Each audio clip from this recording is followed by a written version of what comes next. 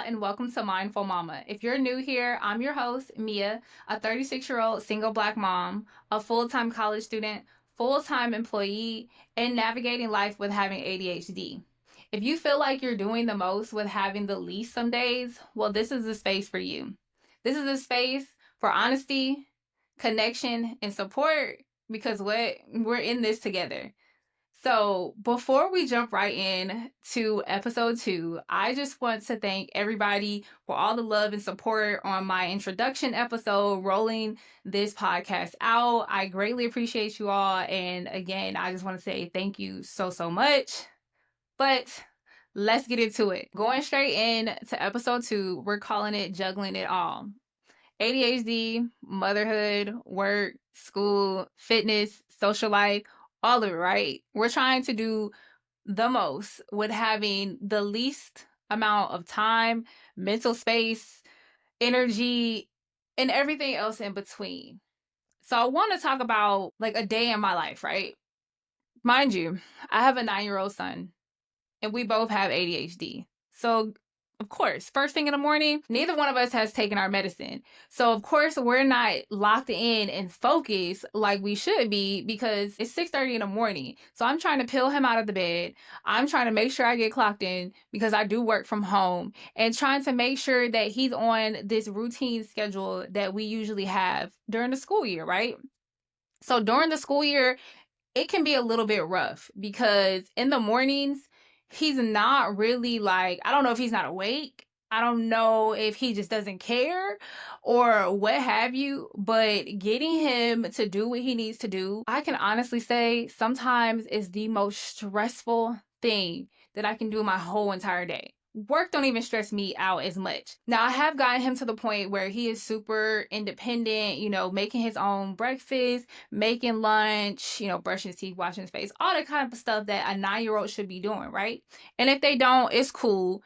But definitely giving them the independence is going to be top tier for you if they're doing what they're supposed to do and following that routine. We've had this routine now for quite some time, and for whatever reason, I don't know why we're not sticking to it, but I digress. So, like I said, for a typical day, is I'm peeling him out of the bed. I'm making sure that he's doing what he needs to do while also trying to get myself focused for work. So we're both on this, like, just going with the flow, trying to just maintain for the moment. Now, some days, like I said, can be really stressful and can be a bit emotional because if I feel like, okay, hey, I've already told you what you need to do, why am I telling you again? Why are you spending 10 minutes in the bathroom looking at yourself, brushing your teeth, slinging water on the freaking mirror or the wall or anything else? Like, these are things that I have to go through with him to get him going. But hey, I guess whatever, right? Whatever I got to do to keep things in motion. Now, there is some times where the morning can go super smooth and I don't have no problems. But like I said, there is some mornings where it is extremely stressful and I get overwhelmed because I'm trying to do many things at one time. Like I said, trying to get him together, trying to get myself together. I've had some instances where I've like been super worn out and exhausted before it's even 8 o'clock. After I'm dropping him off, like I might have to sit in the car when I get back home because I need to decompress. Like I need to decompress from whatever happened that morning, whatever emotional state he might have been in due to whatever, me telling him no, me saying this or saying that. I mean, if you got kids, like you know how it is. Like they can literally have a breakdown about anything. And when things are not going the way that they should, I can get a little emotional. I can say that. And I've definitely been trying on this soft parenting type style, not getting upset, trying to talk things out. But sometimes that doesn't always work. So, like I said, I get stressed out, might have to cry a little bit. And I'm not gonna lie, I've cried a lot of bit, especially this year. I don't know if I can't say he's hitting puberty because I don't feel like we're there yet at 9. And I don't know what's been going on, but he has been a little testy. Like I don't know. he's just been testing my gangster a lot more than usual. And with these type of situations that come up and occur, like I start to drift off mentally. Sometimes I can get hyper focused, especially if I'm trying to work and then like he's asking me a million questions, or like I can forget things, which my mental, as far as forgetting things, now that I'm on medication, is so much better. But before I got diagnosed and before I started my medication, like I literally forgot everything. Every morning, like I had to have a checklist to make sure, like, hey, did you take your medicine? Did I take my medicine? Like, do you got everything you need? Are we good? Do I got my keys? Anything that you can think of in the morning, I'm forgetting. Sometimes that can be really, really stressful. Some days can be a little bit worse than others. Some days can be perfect, but I still need to take a moment to myself to decompress before I put myself into work. And the sad thing about it is, like, once I finally like get back home and get myself seated like in front of the computer, turned on, doing all that, like I still need a moment. Like I still find myself losing track of time because I'm scrolling on my phone. I haven't taken my medicine yet still. By this time, I've freaking done it, made myself exhausted from all the energy I had to put out trying to get him to do what he needs to do. So it's like, okay, let me go ahead and refocus. Let me take this medicine so I can get myself together, because going from mommy mode to work mode, I mean, that can be a lot. And I'm sure if you're going into the office and you've already had to experience this emotional state between you and your child in the morning, and then have to deal with people and their energy and whatever else that they got going on, I'm sure like going into the office is a bit much. I miss it, not gonna lie, I do miss it. But the morning, the day, the evening can be a lot. And just imagine, like, I'm up 6 o'clock every morning, dealing with him, dealing with work. And then in the evenings, I gotta go back to mommy mode. I gotta make sure that I got dinner prepared for him. Gotta try to eat something for myself, because sometimes I skip lunch because I'm just so like out of it that I don't even eat. And in the process, I gotta make sure that I got his stuff ready for the next day. I got freaking a load of laundry put in, or, I'm folding clothes. And then I'm in school, right? I'm in school every semester. And I also have to manage to entertain him in a sense, to where, like, he's been at school with kids all day, but then I also have to be mommy, and I have to, try to love on him and make sure that he's getting that attention that he needs from me at the end of the day, but also try to do schoolwork. I'm getting asked different questions. He wants to show me things on his game, and I'm like, yeah, okay. Like, not intentionally doing it, but again, as being a mom, trying to juggle a million things at one time, like sometimes it can happen. But usually by night, I'm exhausted. I am wore out from trying to do so much with, again, so little time. And it can be very stressful, especially during sports season when we got practice and we got other things. And let me just add that I'm also in a fitness journey. Like, I'm also trying to get my health together, trying to lose weight, trying to carve out some type of space in this long day to go work out, to go for a walk. And it's a lot. It's a lot. And I try to tell myself all the time, like, you're doing the best that you can with what you have. I know it's easier said than done. And especially when, somebody's telling you you're doing a great job, sometimes it doesn't feel like it. And that goes into, the struggle is real.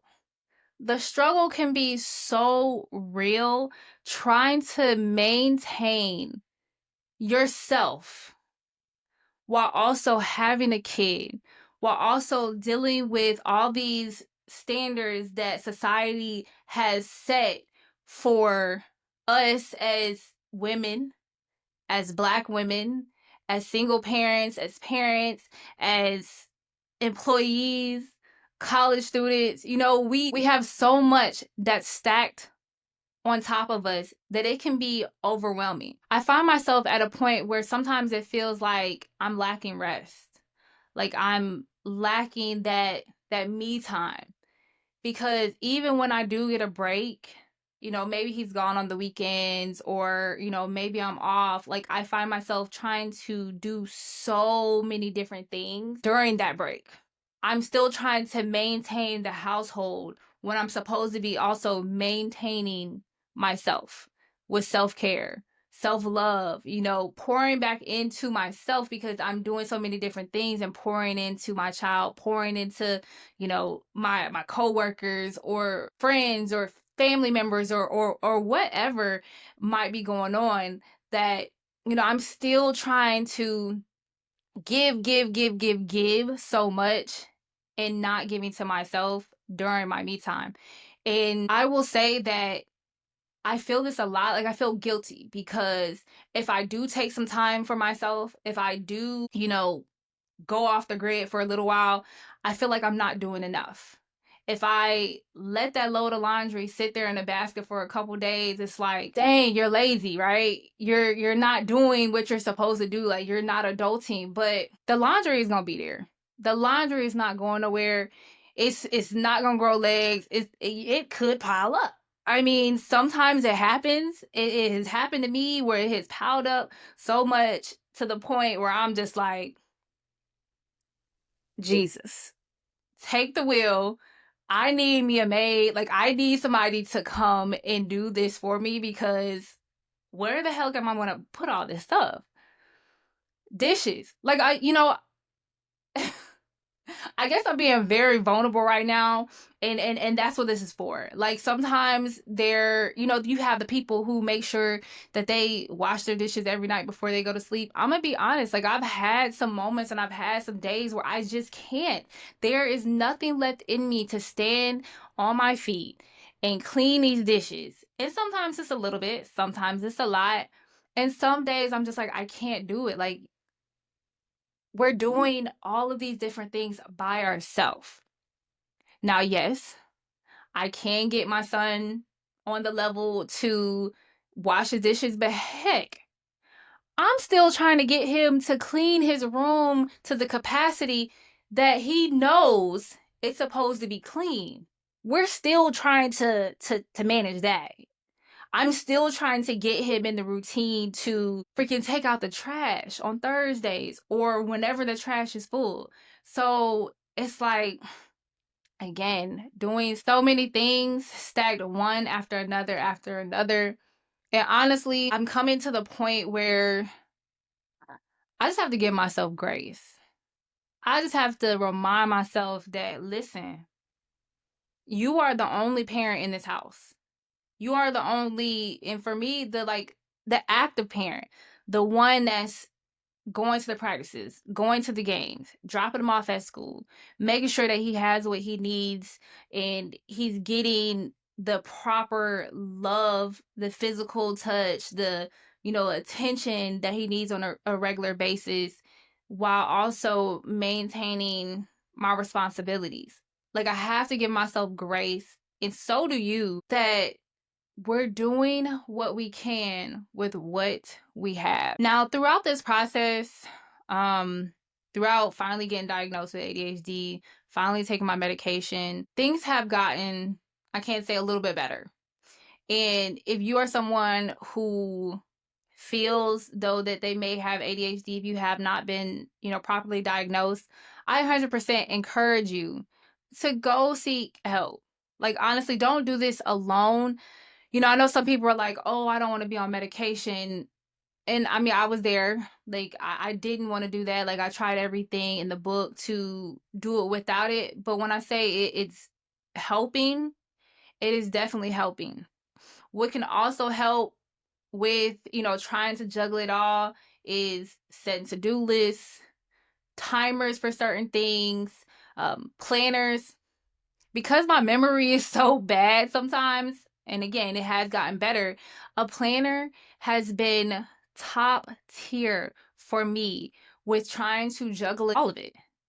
Like, I mean, honestly, like the planner is what I have to do. Like, if I want to still have a social life, still make sure that, I get my assignments done on time or he gets to what he needs to do, practices, games, play dates, all that kind of stuff, a planner is definitely going to be so helpful for you. Leaning into a routine is definitely going to make it a lot easier for not only just you, but for your kids.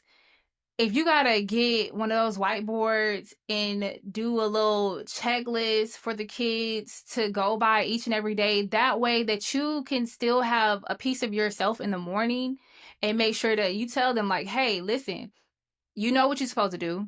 You have this checklist right here. Make sure that all of these things are done before you do X, Y, and Z. Now, I have gotten away from that, and I'm slowly integrating that back into our daily routine. With it being summer, things are a lot more lax. They're not as strict as it would be for the school year, but going back up into school, like, that's something we're definitely picking back up. We're definitely going to get back on that checklist. We're definitely going to make sure that we're doing everything that we need to do before you pick up a iPad, a Switch, a PlayStation controller, or anything like that. A routine is going to, like I said, it's going to make life so much easier for you. And once your child gets into that routine, it does it on a day-to-day basis. I mean, it's should hopefully be a cakewalk for you, you know. And again, if you're taking your medication and you got a child doing their routine, I mean, it can only go up from here. And I'm praying that for you and for myself, like, that is what happens. But again, this is a learning process. Like, going through life a little bit differently than I have before the last few years. Like I said earlier, knowing that I have to give myself grace, and knowing that everything can't be perfect. It's not perfection. It will never be perfection over here, because each and every day I'm learning. I'm learning how to be a better mom. I'm learning how to be a better friend. I'm learning how to be a better daughter and sister and everything like that, while trying to maintain myself. Yes, maintain myself in the midst of it all. And it's not easy. It's not easy at all. But again, it's not perfection. We're not striving for perfection. We're striving to get through each and every day without crashing out. I'm gonna be honest. Like, that's really what you could say. You're trying to get through each and every day without crashing out, without having an emotional meltdown, with just getting everybody on board, getting everybody on the same page. I want to encourage you to lean into a community. Find you a community that can help you.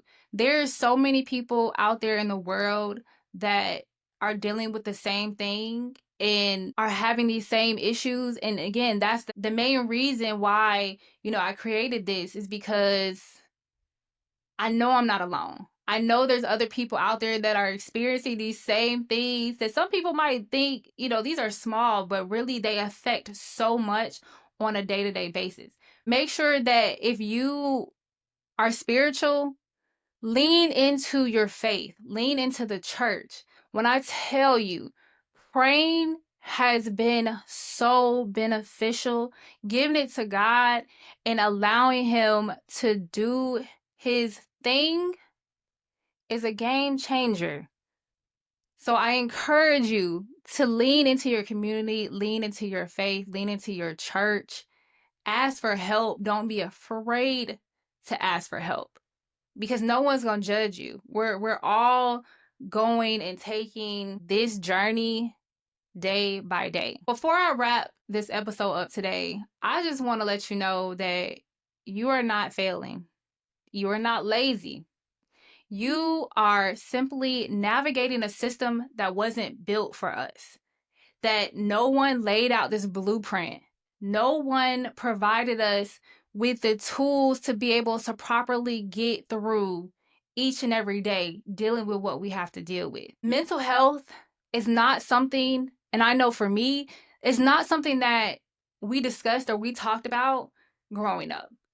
It was one of those things, and especially in the Black community, where if you're going through something, you just got to stick it out. You got to toughen up, and you just got to roll with the punches. But in this day and age where there's so many different things going on in the world, we have to come together, support one another, and be there to help each other through this life. Like, I can honestly say I can't do life without having my support system. I want to be that support system for you. I want to be that support system for anybody who is seeking help. And that leads me into, connect with me on Instagram at Mindful Mama Podcast. You can also make sure that you comment below and I'll connect with you. Leave your information, leave an email, and we can go back and forth in a dialogue to find something, find tips, find a routine that might work for you to help life be just a little bit better. Again, I want to thank you so much for tuning in, to listening to me ramble. Let's keep showing up, even on the messy days. Next week, we're diving into what it's like having ADHD as a Black woman and why so many are misdiagnosed. Again, thank you so much for taking the time to listen. I hope that you feel a little less alone, more seen, and more connected to a community that is going through the same journey as you.